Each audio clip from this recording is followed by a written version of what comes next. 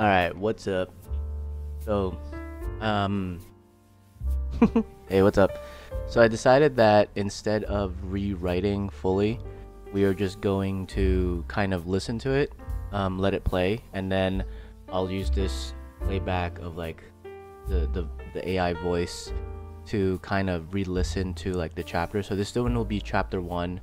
I'll have the AI voice read it to us, and then I'll just take note at the end on what I want to change because I know that I'll be listening to this from time to time, just because so I can remember the story per chapter and stuff. Since we just finished, it's not chapter one is complete. Like there's not really chapters, but I guess technically it's chapter one. It's like POV one, which is Iris's POV is complete, and then we're now starting on Queen Agla's Alag's point of view.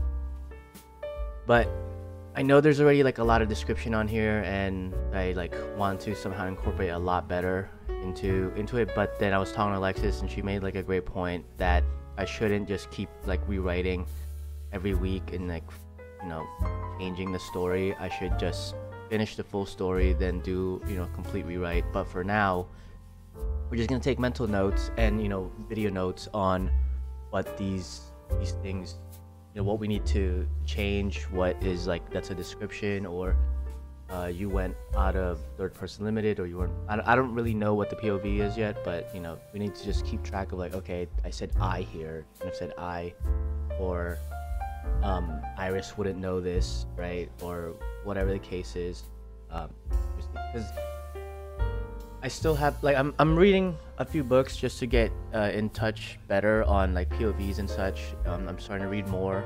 but a lot of them are like either first person or it's like a manual. Like they're speaking about a manual. Maybe like I'll have to reread Dune or finish Game of Thrones. I've never finished Game of Thrones, so maybe I'll start one of those and see. But I also have like Alexis's series to finish, and I know one of them, the ACOG series or whatever, a corn of like thorns and roses one. I know that one, she's mentioned that it had multiple POVs, so I might give that one a listen to. But let's get this thing started, and let's get this person reading. But now I know to fast forward to around the 3-minute mark to hear the start of it. All right, let's get this. S. Iris Muloficus. On days like this, you often wish you could come back to it. The days where you enjoyed the company of those that loved you, enjoy the company of those that adored you. The days where everything has a place and it all made sense. I wonder, do you still think of these days?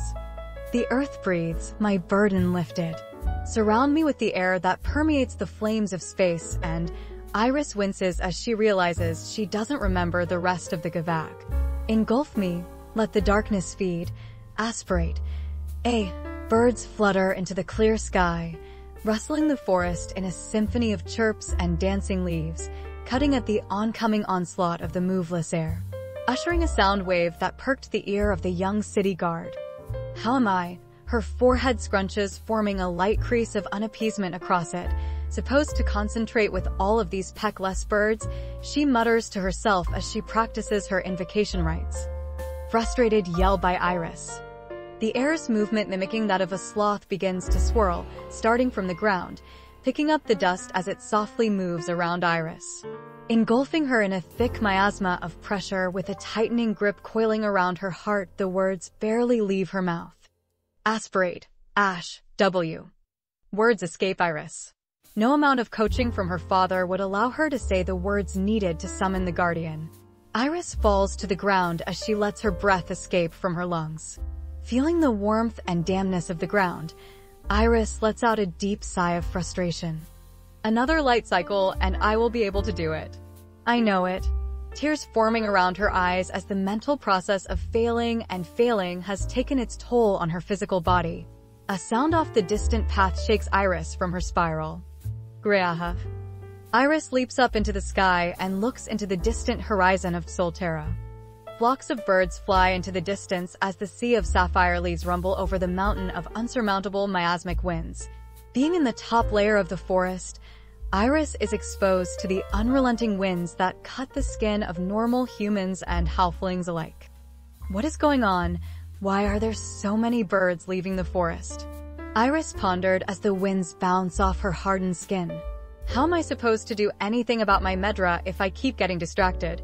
The future city guard was tasked with expanding her Medra. The Medra is the ability to store life force within yourself and expend that life force to allow your guardian to take shape in the realm not of their own. Each guardian has drawbacks, and there are a pantheon of guardians to choose from. Most of the time, a guardian is incompatible with the user, hindering the user and only allowing the user to utilize 3% of the guardian's powers. Even with this 3%, the power a user gets from a guardian is beyond that of those without. Guardians are the physical representation of the individual's govag with themselves that is etched into their soul at birth. No one knows the process or why it happens. At birth, a large flash of light erupts from nothing and begins to slowly etch foreign designs into the individual's soul as we know them to be. Truth be told, we do not know if they are writing on the soul or the heart. We just say soul. Iris jumps to the ground and begins to meditate and practice her learned govag and innate govag to no success. The structure of the govag is that of broken lines, each line a sentence but with words and phrases missing. The lines of a normal word and phrase are there, but the symbols are foreign.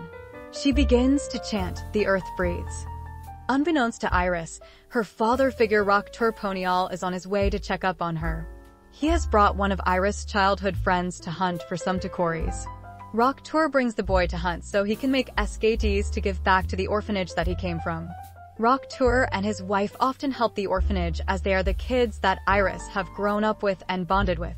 The city doesn't want to house the kids, so the orphans all do their part to help with the financial burden. They often do work such as hunting and gathering, but there are those within the orphanage that dabble in more dangerous pursuits in hopes of being the hero amongst the rest of the children. Third time's the charm, she says while taking her stance. To summon and master a guardian, there are 3 rules that need to be met. Full concentration with the govag recited under one breath. An acceptance of the terms of the pact. A sacrifice of life force. Invokers, after reciting the full govag, will be able to unlock the ability to manifest their given guardian. Formed guardians will absorb the user into its own mind realm and state the terms of the pact. To the outside world, no moment has passed. No one in the village, as far as Iris is aware, knows how to invoke the 3rd rule. The first 2 rules are given as the guardian always has a pact created with its invokers. I will be the first. I have to be, for my... Iris continuously distracts herself as she is in a predicament. Iris was tasked with practicing her Medra expansion, but the rebound effects of halfway summoning your guardian is very taxing. It is all the consequences of a normal summon without the added power-up. Exhaustion and loss of life force is prevalent in most users. Some say they cannot feel their Medra for a few days after a summon. Most of the villagers can only hold a summon for a fraction of a light cycle. Iris, in the middle of her Medra network, hears movement in the bushes. She immediately jumps to the uppermost branch of the nearest sapphire oak and starts releasing her miasma around her hands in preparation for battle. Iris, Pel and I are here. Iris, are you near? Do not. I repeat, do not attack us. Rock yells while covering his head from the sky. Iris has been known to attack first and ask questions later. Her temper has gotten her in enough trouble to ban her from the city guard. Luckily, her mother is the captain of the guards. Her father, Rock, on the other hand, is a farmer. He's a Garatha farmer. He owns half the northern fields on the island. The Giganto-class Garathas are usually shipped to the mainland, but Rock has not made a Garatha of that caliber. His Garathas are sold and used throughout the island for food and farming, allowing him and his family to live a comfortable life. A life not of luxuries, but a life worth living. Iris jumps down with a boisterous shout, "PL, what's up?" Reaching unfathomable speeds, she yells, trying to get her voice heard against the force of the air. I almost boomed YLL. I just finished my Chekek.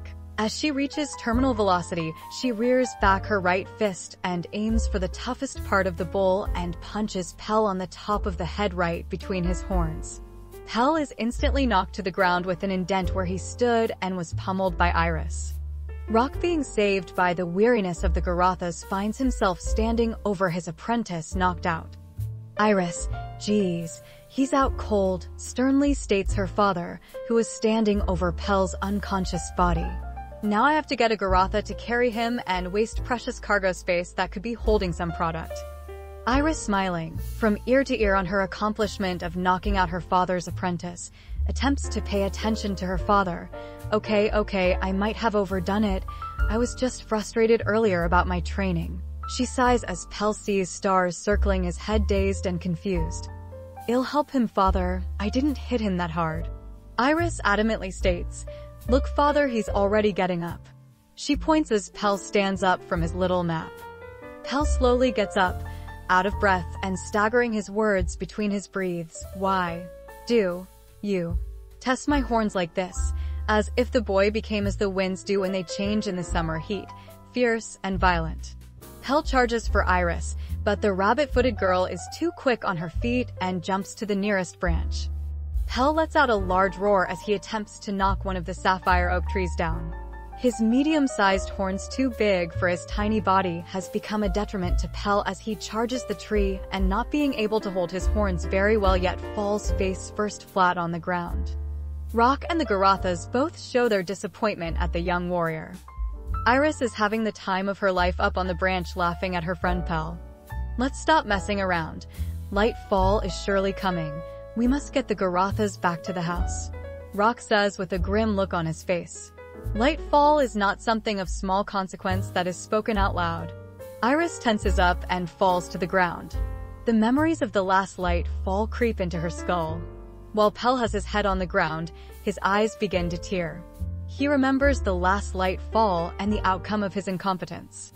Half of that year's harvest was slain by wild beasts. The herd had gotten big. They were easily startled and weren't ready to take orders by the Garatha Dandra in a dire situation. Rock had let a few of the farm hands go back to town due to a junior member getting trampled by one of the Garatha packs earlier in the season. They were already short-staffed and the Garatha were restless. It's like they could sense the light fall. In Zoltera, days last an equivalent of 32 years, and night or light fall last 1 year. During lightfall, the majority of wild beasts lose their senses and eat anything and everything in their path. Solterans are measured by how many light falls they have lived through. Humans and half-beasts don't perceive the oncoming light fall or its routine departure. Only the Entanglers are able to. This perception of the light fall has drastically altered their metaphysics. Countless research departments have been created within the nations of Soltera to figure out the nature of the light fall and effects on the local fauna. Some researchers are tasked with very specific and secretive missions directed by the Entanglers. The light fall comes without notice to the farmers and herders. The animals' restlessness now makes sense. Wild beasts lurking in the woods take flight as they attack the herd of Garathas. A flock of Grahanas rip two smaller Garathas in the back of the pack as the rest circle the main herd. Their oddly shaped claws rip and devour the Garathas as it makes its way to the sky, with its smaller counterparts eating the scraps not eaten by the grotesque slimy talons of the Grahanas. Farmers and herders alike taken by the sky demons as Rock is busy protecting the main herd. 3 more had died along with those that were trampled. Half the herd were eaten and 21 Grahanas were slain that night. It certified Rock as a finger of the city. Yet he declined it and refused to ever let the farm grow so large that one Garatha's Dandra couldn't handle the entire pack. Rock always rode the main Garatha's Dandra among his men and the hired mercenaries. Now he is the only rider. Rock always believed if he would just have been less greedy and kept the farm as it was prior, no one would have been trampled and killed in the light fall. We've wasted enough life cycles with these antics. Rock roared, waking up Pel from his daze and sending the Garathas into a trot, echoing thunder amongst the trees of the southern isle.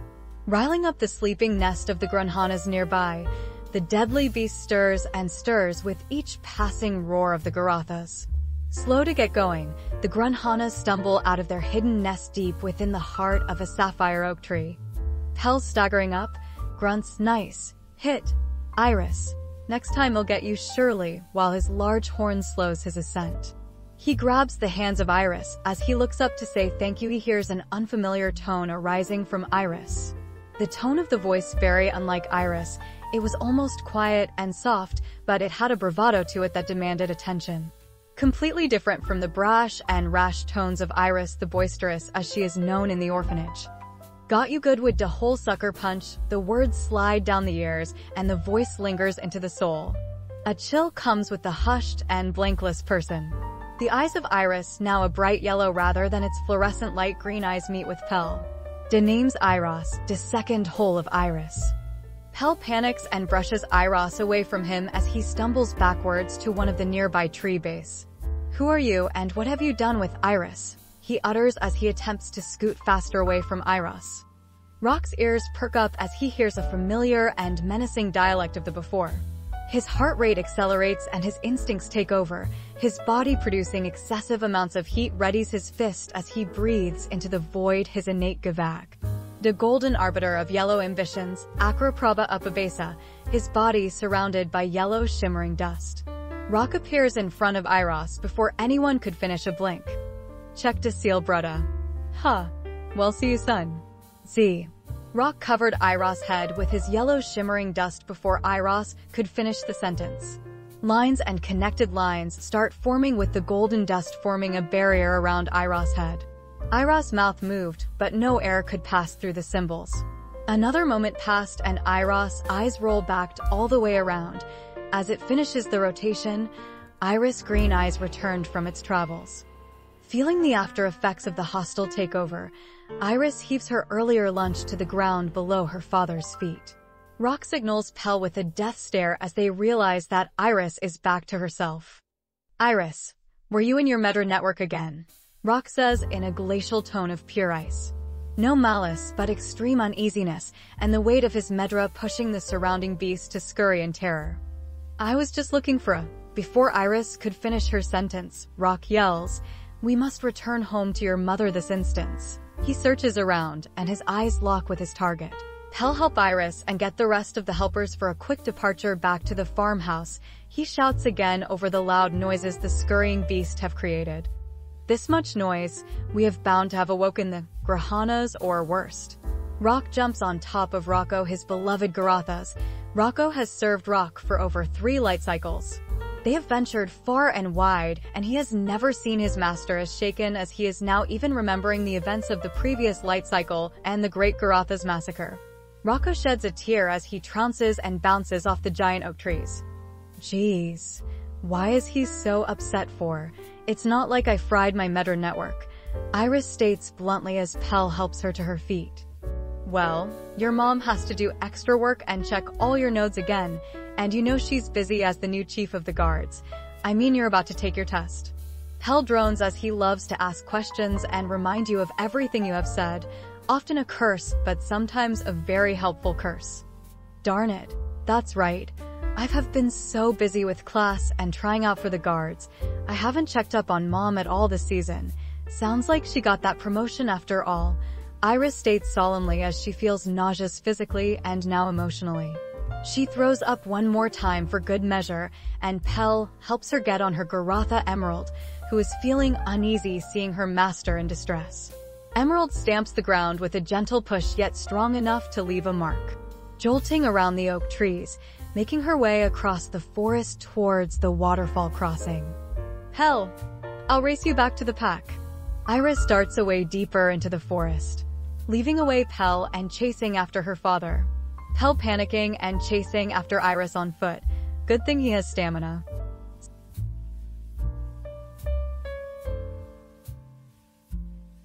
Okay. Nice. I cannot believe that I wrote 17 minutes worth of conversation right there. That's pretty dope.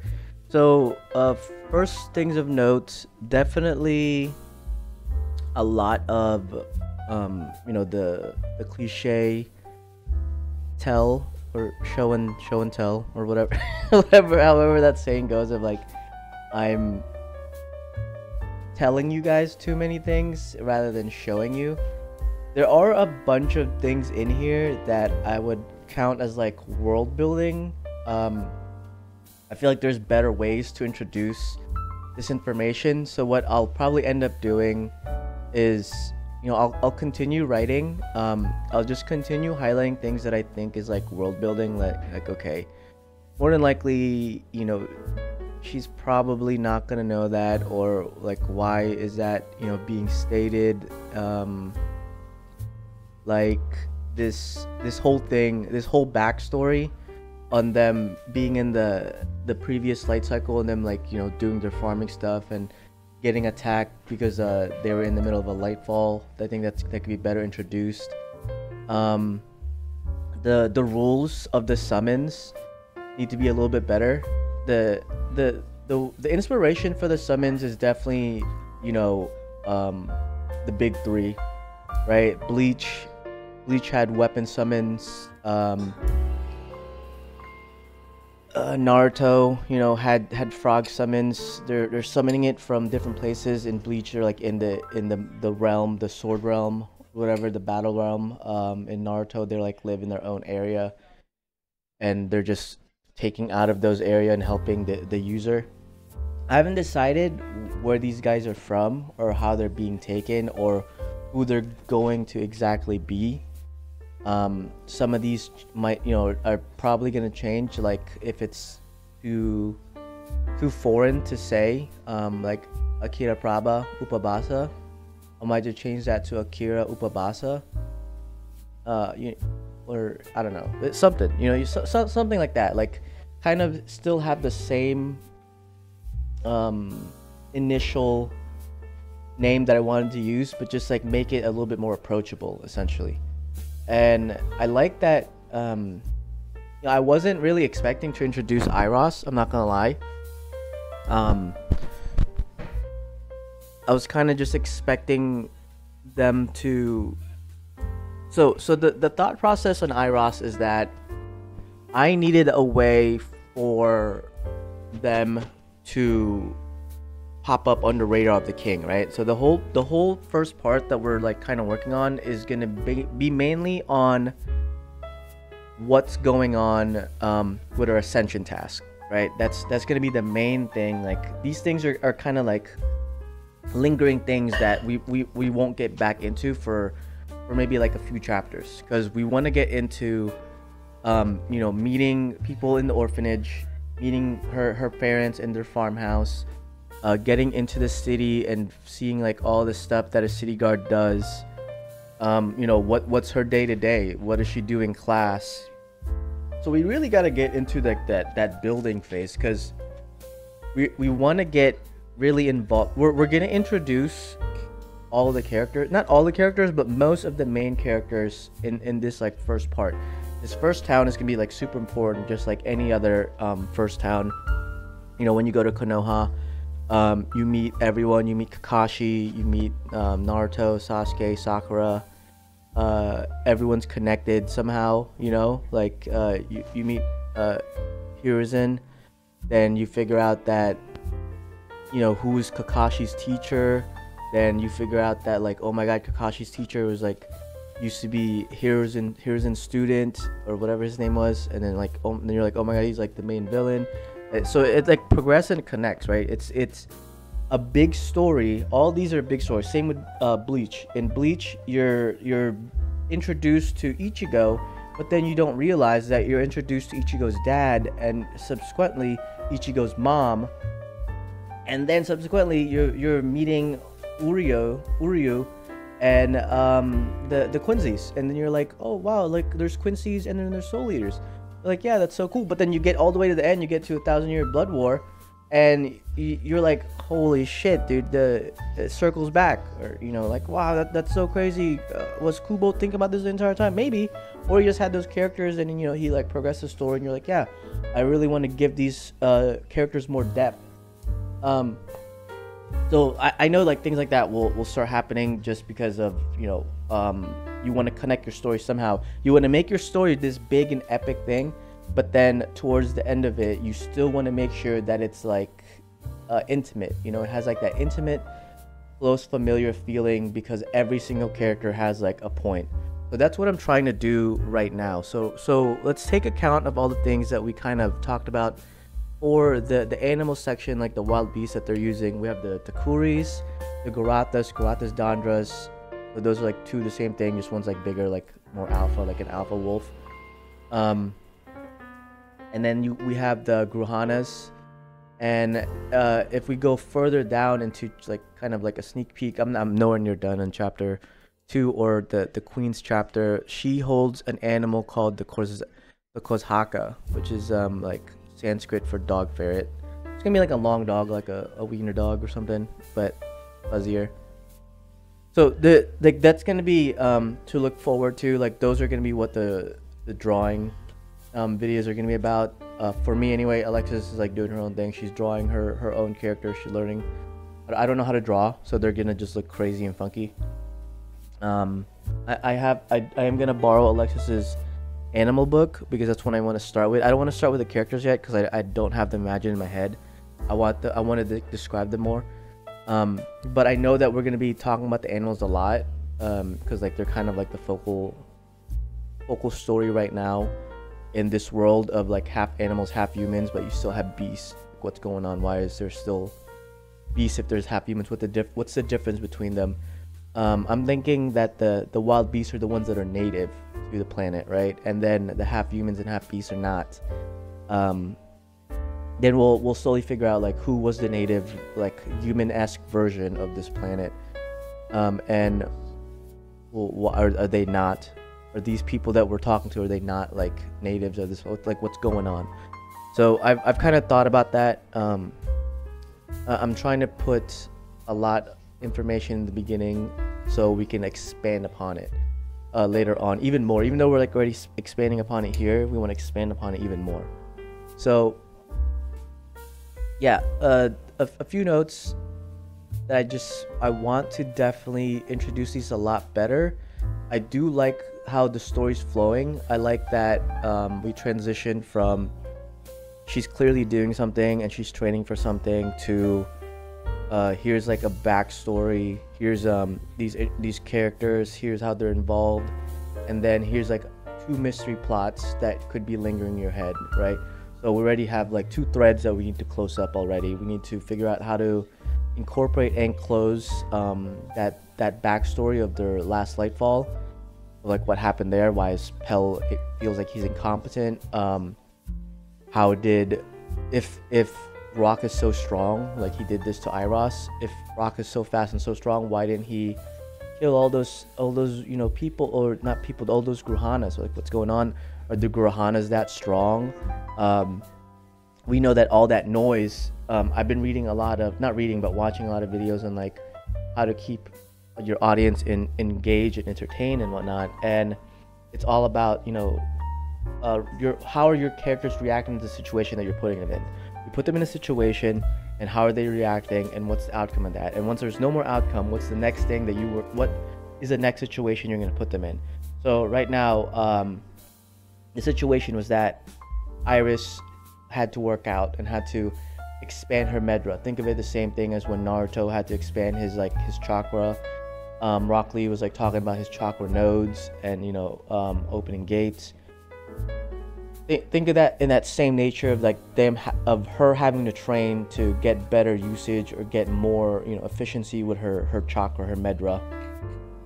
So we put her in that situation, and then we put Rock and Pell in a situation where they're doing their day-to-day job, but now they're looking for Iris because they know that they want to like go home soon, and that Iris has been, you know, we haven't like spoken about that, of why they were looking for them, but you know that they were looking for Iris. And then in the crossroad of them looking for Iris, the reaction of, or the consequences of you see that Iris couldn't really hold her guardian, she couldn't hold her summon, so she thought, her thought process that we'll need to kind of expand upon, I guess, is that she could mess with her chakra network, or at least check on it to see if there's anything going on that she can be more efficient on that could maybe help her potentially summon her guardian. But you know, people just test different things because they really want that power up, they really want to get stronger, so they test different things to summon these guardians. And this is just what she ends up doing, very akin to Naruto having a seal and him not knowing what the seal is for. Not that he messed with the seal, but that the fact that it was there, and you know, that he had the nine-tailed beast and whatnot. But in this situation, she messes with her Medro network and loosens it enough to where the seal is cracked, and Iroh got to hold her for a few, you know, a minute, less than a minute or whatever. Got to hold her and let Rock know, like, hey, we know where the fuck you are, bro. Or, you know, he calls him, got you good with the sucker punch, check the seal, brother, we'll see you soon. So Iroh is already letting Rock know, like, hey, bro, been a while, we found you, and we're coming for you, we're gonna get you. So that's like an interesting thing to we're gonna expand upon. It kind of keeps the reader interested in like what's going on. But it's like a reaction or a consequence of her messing with her network. Now Iroh is here. Who's Iroh? What's going on with Iroh? Why does he know Rock? Did Pell see what Rock did? Rock appears in front of Iroh before anyone could finish a blink. How far away was he? Right? Was he 30 feet away? Did Pell see him turn to shimmering dust? Or how's he gonna explain that to Iris when he catches up? So there's a lot to go over, but this is good. Like, this is good to re-listen and kind of think of my thought process on what are these things going to be doing after this chapter, or like why did these things happen during this chapter, right? Because then if I know kind of like where my mind is at when these things are happening, when it's fresh and I'm writing it and I just finished writing it, then when I check back on this in like a month or 2 months, when I'm 30-40 pages deep, I'm only 10 pages deep right now, I'm trying to write a page a day. So if I check back on this in a month and I'm 30 pages deep, that could be 3 chapters away from this chapter. So it's nice to go back and make sure that, okay, yeah, that's still a plot point that's missing, or this is still a plot point over here that I could expand on, or this description that you had on this chapter, let's rip that, cross it out, and reuse it. Now it's a conversation piece, now it's a backdrop piece, now it's a piece in their house that we're going to talk about, or some other character comes to them and talks about, like, hey, it's the anniversary. Like it's you'll be able to expand upon in later chapters, as long as you realize that, like, okay, this is just this requires extrapolation, interpolation. This requires it to not be in this section because it ruins the flow and it goes into too much droning or too much explanation. There are some moments where you kind of need that and it's necessary, but we won't know until we kind of write more, and then we'll realize where to put those things, incorporate that information into. Besides that,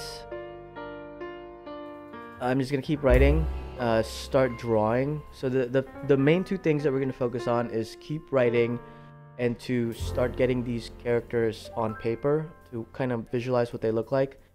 And then from there, once we have the characters and we draw the characters, that's when we can kind of read back on what we wrote, write down all their like little tidbits that we already have, and then expand upon it, as in, like, okay, we know that Rock, this is Rock's full name, he's been living in this village for this long, or this many light cycles,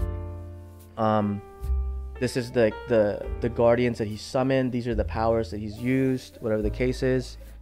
And now then we'll start making his profile. This is how his interactions with Iris, his interactions with Pell, his interactions with his wife, and we'll like start going on his psychology, his inner workings. Because in this world, the beginning is all gonna be about fighting. So think about, like, I know in Naruto and Bleach they kind of introduce like the power system immediately, which is like Bankais and Sanpaktos, and ninjutsu, taijutsu. So we kind of want to involve kind of the same thing, that very akin to Naruto and even One Piece.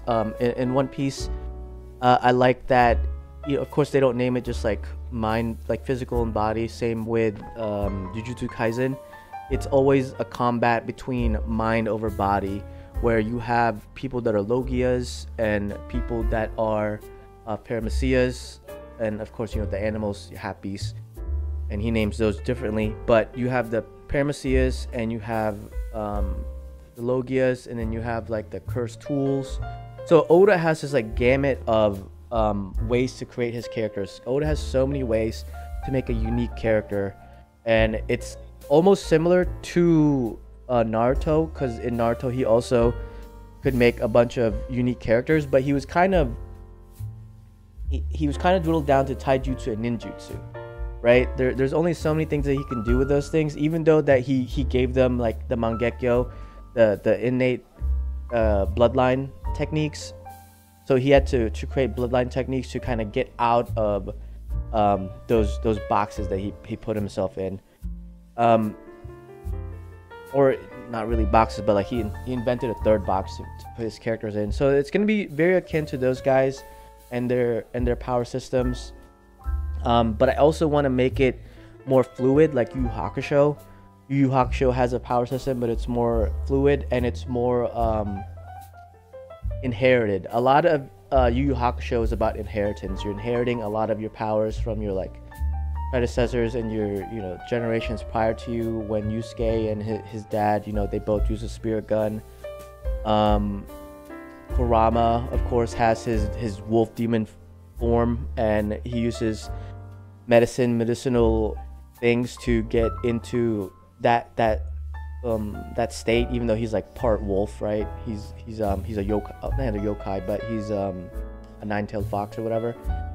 So he needs like medicines to get into that state, and that was the same way that his like demon lady demon dude lady also used medicine. Same with Hiei's counterpart, using the mental faculties of a demon and like innate nature of a demon and physical prowess, and getting into like his Hien form. Same way with his like girl three-eye teacher, inherited techniques, just expanding upon it. So you're gonna see like a lot of blend of that type for the power system. As you can see, there's like different dialects that I'm trying to get into, and if we go into chapter 2, so chapter 1, they're in carts and they're using animals to ride around to carry these things. Humble farmers and workers. In chapter 2, we're gonna get straight into the queen's point of view. So we're gonna transition between the queen and Iris moving forward until we get to our third POV, and then once we're in our third POV, we're gonna stay with 3 POVs until we get to part 2 of the book, and in part 2 we're gonna have 6 POVs, and in part 3 we're gonna have 9 POVs. So we'll start with these 3, get 6, get the 9. But the last POV that we're gonna get into, which is essentially the culmination of I guess if this was an arc, if this was like an anime arc, because I do plan on making this into a manga, the first arc is the Ascension arc, where we're gonna get into, you know, all their life so far and what they're going, how she's trying to progress her life, and the mechanism spinning in the background, which is like why we're gonna have the Queen's POV. And then this is the Ascension arc is gonna transition into the Chase arc, where she's chasing because her father's gonna get captured. Spoiler alert. It's so funny that I'm like reading my book to people, but when we're like in chapter 1, right? So these are just kind of future. I don't plan on anyone watching all the way to 40 minutes, but you know, this is the plan, is that eventually we're gonna transition out of the Ascension arc into the Chase arc, and then from the Chase arc we're gonna have a few arcs where we're like, you know, traveling transition arc and, you know, training arc in another island. We're gonna see a few of the bigger cities. We'll probably see like 3 of them, because we still have to like draw these, right? So we can't like just keep pumping out so much different content. We gotta like take note of these. We already got Gensai, that's one city. We have her city, and then the city that they're gonna go into to try and get to wherever. Who we don't even know who's gonna be capturing the dad, right? So the ending of the part 1, where I see part 1 right now, is that it's gonna go from a very humble beginning all the way to the ending of part 1 is essentially we're gonna meet the king. We're gonna meet who the king is and why everyone is scared of the king, and like what his overall plan is and what's going on. Because right now we're planning a celebration with the queen, and there's a reason why we're planning the celebration. I think what's gonna happen after I finish this chapter is that I am going to switch these, make the queen the beginning, right? So we got to make a banger beginning for the queen, and then go back to the island, use that initial chapter that we wrote, make that the second chapter, then we'll go back into the queen. So we kind of finish the second chapter, we'll go back to the queen, and then we'll just keep going back and forth from queen to Iris, queen, Iris, queen, Iris. And yeah, we'll see. We'll see how it is. I think right now we're just gonna focus on world building, and we're just gonna focus on writing, and yeah, we'll try to do this every chapter rather than every week, because I was like, I don't want to. I want, because I'm gonna re-listen to like the first part of this, the 12 minutes of where like the AI is talking. I'm gonna be listening to that a lot. So I want the AI to kind of just like read chapters at a time. So we'll do these types of videos of my thought process and like the future, and what I want to like remove, all that stuff per chapter. So hence, so these could be every, this could be as soon as 5 days. This could happen in 7. We finished this chapter in 8, I think it was 8 chapters or 8 pages. Yeah, it's like 8 pages. So that's technically like 8 days. But it roughly around every week or 2, depending on how long the chapter is, depending on like what's going on in there. We'll do a video like this. But if you watch this long, thank you so much. This is basically me doing the free version of this book, is having, once I'm done with the chapter, have it read it, and then do a lot of discussions on it, and have this as the free version, and then have the PDF that's corrected and whatnot go on to the next or go on to Patreon and in the paid version. What's gonna happen now is that I'm not gonna read. So like why you'd want the Patreon, right? Like why would I want the Patreon when I can just like read this thing or like watch this video, like go fast forward to like where the AI is talking to me, telling me the chapter. Well, what's gonna happen is that in the future, we're only gonna be reading. So like the next video is only gonna be on chapter 2, and I might have updated or replaced things in chapter 1. So you have the most current up-to-date version right now, and then moving forward, maybe there's going to be no updates in this next video, and we keep chapter 1 the same while reading chapter 2, or maybe in chapter 3 I change something in chapter 2 and keep chapter 1 static until something happens in chapter 4 where I need to change up chapter 1, right?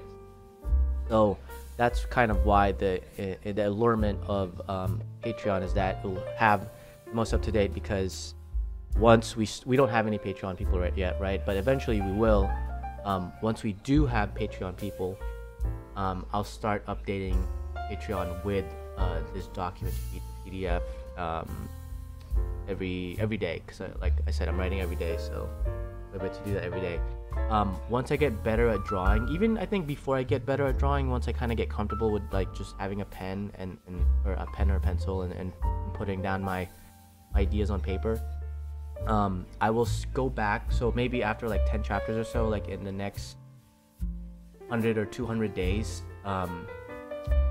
maybe by next year, that we'll add that video. Because right now we're gonna be doing this video, and then we're gonna be doing like the random videos that the kids want to do, whatever. This is like my only one commitment right now, is this video. This is my one commitment, because I want to write, and I want to make sure that I like put it down. So this is my commitment for this year, is that I'm going to do these videos every time I'm done with a chapter. Next year we'll add one more another video to commit to every week, or whenever that cycle is going to be done. And I think what's going to happen is that we'll be able to go back to like the first page, read the first page or two, and see what we can put down on a panel and start paneling. So starting in January 2025, I want to start paneling my book and my story, and I think that'd be so sick, because then that's one more thing that we can like add into Patreon, right? We can like add into that and just keep making it better, more enticing. But also, Alexis is gonna be doing a lot more PDF stuff. If you're following, I'm sure a lot of our followers are from her shorts, and you're probably like short only viewers. But if you somehow manage to watch a 15-minute video for no reason on this book, a lot of our subscribers are from shorts and Alexis drawing, and you can tell that she's working super hard to get her style and to get better at drawing, because she's gonna make a manga, she's gonna write a book, she's gonna do everything that I'm doing, and I'm just more focusing on the writing part, and she's more focusing on the drawing part right now. But eventually, I think we'll be able to switch, and she'll be able to focus more on writing and learning how to write better and be super fast. Like, I'm sure like once we get to that point, she'll be able to like write down a page and then just panel it. And hopefully by the time she can do that, I'll be able to write down 5 pages and panel 1, something akin to that, because we'll be able to draw way faster than me. But enough yapping. Thank you for watching. If you watch all the way till the end, and I think Zoxus is yelling and screaming now. So till next time, till we get to the next chapter, we'll see what's going on with Queen. What's her name? Queen Alag. Queen Alag. I think that's what I named her. Her name's Cien Sipimus Tor Alag. Rock Tor. So we'll name her, or she's Queen Alag. Call her AI Lag. Come on, that's deep. I'm just kidding. Maybe we'll see in about 600 days, I guess. 600 to 900 days, we'll see if that comes to fruition on the AI Lag. I'll talk to you guys later. Have a good one. Bye, I love you.